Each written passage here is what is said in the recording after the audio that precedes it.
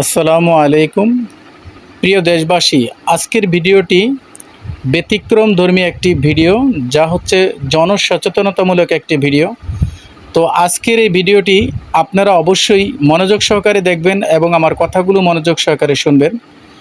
আপনাদের বাড়িতে যারা খুব আদরের ছোট্ট সোনামণি আছে, বিশেষ করে ছেলে, যে স্কুলে না গিয়ে সঠিকভাবে লেখাপড়া না করে হাতে একটা পশু পাখি মারার একটা যন্ত্র নিয়ে ঘুরে, তাদের উদ্দেশ্যে আমার এই ভিডিওটি।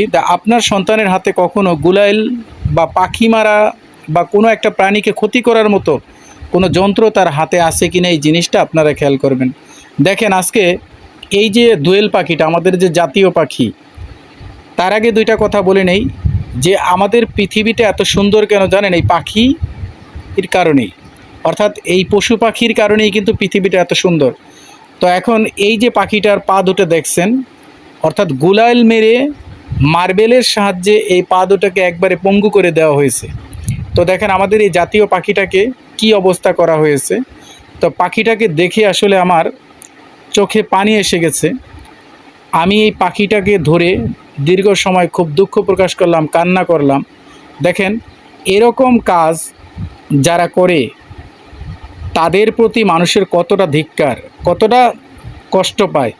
অর্থাৎ ছোট বাচ্চাদের তো আমরা অভিশাপ দিতে পারি না, কিন্তু বাচ্চাদের তো আমরা বুঝাতে পারি যে অসহায় পাখিকে আঘাত করবে না, তারও তোমার মতো মা আছে, বাবা আছে, তার জন্য তারাও অপেক্ষায় আছে।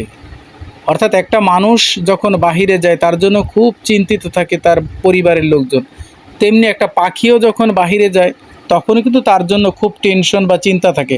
তো আপনাদের কাছে আমার বিশেষভাবে অনুরোধ রইল, আমার রিকোয়েস্ট রইল যে আপনারা আপনার সন্তানদেরকে সুসন্তান হিসাবে গড়ে ওঠাবেন, অর্থাৎ বাংলাদেশের আদর্শ নাগরিক হিসাবে গড়ে ওঠাবেন।